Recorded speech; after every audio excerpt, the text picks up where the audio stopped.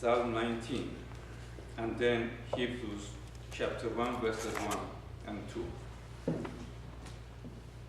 Psalm 19. The heavens declare the glory of God. The skies proclaim the work of his hands. Day after day they pour forth speech. Night after night they display knowledge. There is no speech or language where their voice is not heard. Their voice goes out into all the earth, their words to the ends of the world.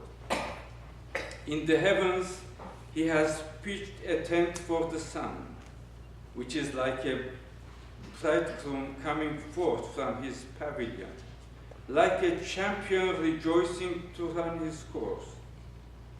It rises at one end of the heavens and makes a circle to the other.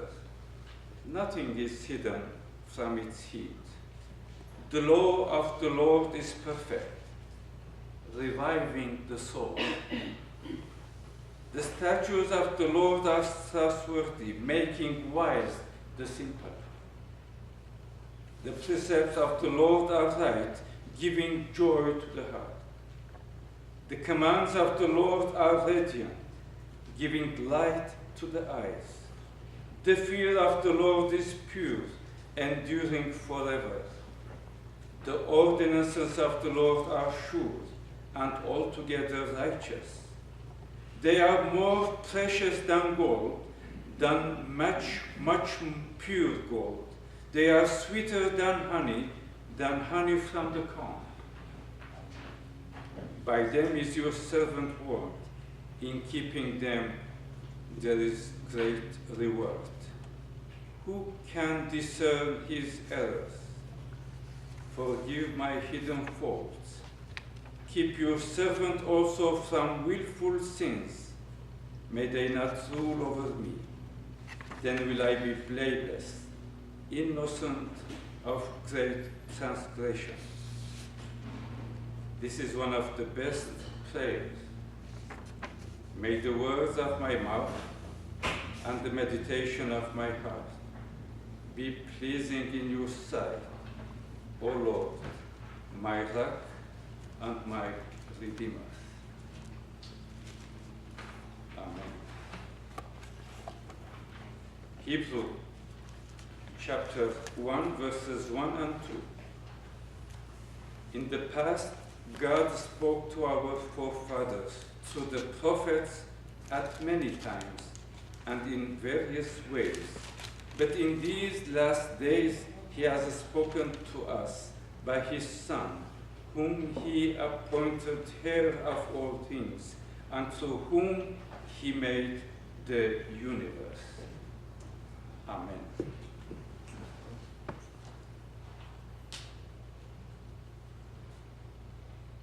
How does God speak today? The question most often asked of ministers by people: how can I get forgiveness for my sins? And the question most often asked by committed Christians: how can I know God's will for my life? Or, how does God speak today to me, to us? In fact, God is continually speaking his will to every single person. Of course, some of them had doubts that God speaks at all to people. Maybe simply they failed to listen. But thank God,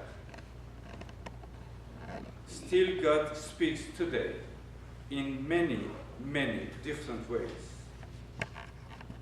First of all, God speaks through history. One of the history professors in a college said, history is his story. Another historian said, history is a voice forever sounding across centuries, the laws of right and wrong. In fact, God controls the universe by natural and moral laws. Ruthless leaders who seek to rule by military forces may find success for a brief of time, but definitely will in the end perish.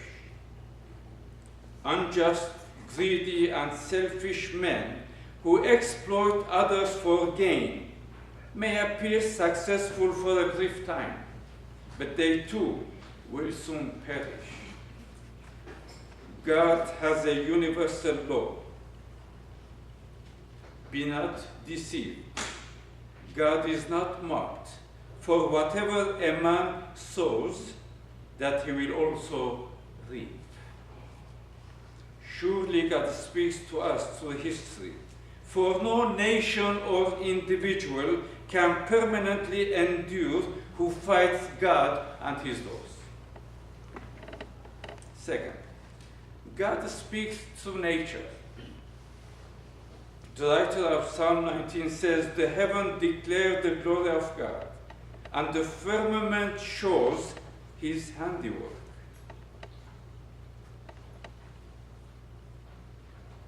A Frenchman, as a result of certain actions, received the displeasure of Napoleon and was cast into a closed dark prison,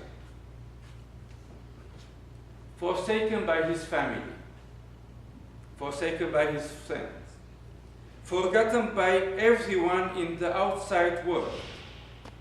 He wrote on the wall of his cell, "Nobody cares." One day, a new growth from a part of plant came through a crack in the floor. Each day, the prisoner shared his water with the little green plant. The plant grew and grew toward the small window in the cell. And one day, the prisoner found on the plant a beautiful blue flower. As he looked at the flower, he scratched away the words, "Nobody cares," which was written on the wall by himself. And he wrote, "God cares." Indeed, God had spoken through nature, through a small plant with a blue flower.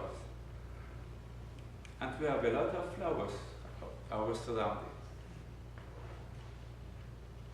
Are we able to see God's marvelous, God's words to us?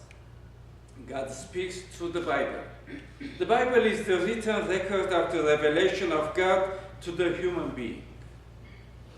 The Bible is God's word for today, today's generation, and for all time. The Bible testifies all the Scripture is given by inspiration of God and is profitable for doctrine, for reproof, for correction, for instruction in righteousness, that the man of God may be complete, thoroughly equipped for every good work. 2 Timothy chapter 3. A young man who had lost his arm in a battlefield was frightened, depressed, disturbed as he began his journey home. He wondered if he could face his family, face his friends, face the world, make a living, and be a great, successful man without his right arm. On the verge of panic, he opened the Bible. And what he read? If God is for us, who can be against us? As he read,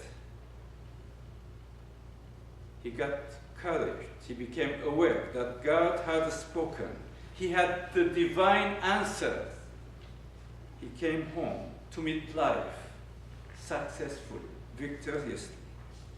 God had spoken through his word. And God is speaking through his word. If underline if we trust and believe. God speaks through prayer. And Jesus says, ask and it will be given to you, seek and you will find, knock and it will be opened to you. Do we want to hear what God is saying to us? Spend much time in prayer if you really desire to hear the voice of God. Spend much time, more time, prayer. Fifth, last but not least, God speaks through His Son, Jesus Christ.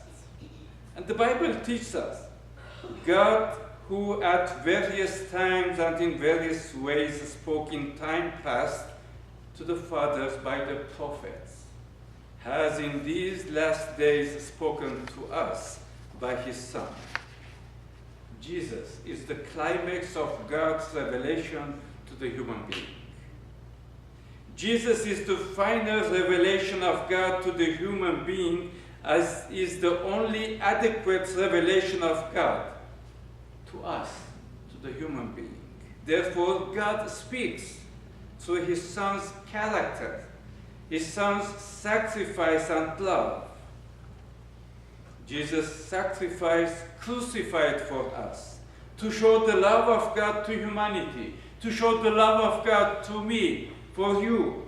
For God so loved the world that He gave His only begotten Son, that whoever believes in Him should not perish, but have everlasting life. So what about us? What about me, you? Has God been speaking to us? Has God been speaking to us through history, through nature, Bible, prayer, through Jesus Christ? Be sure He is always speaking. He is speaking through you, through me, through His church. How much are we willing to listen to Him? How much are we ready to respond to His voice and be a faithful testimony to Him? Are we hearing His voice? Let us surrender to Him and follow His voice as He speaks to us in His ways. Amen.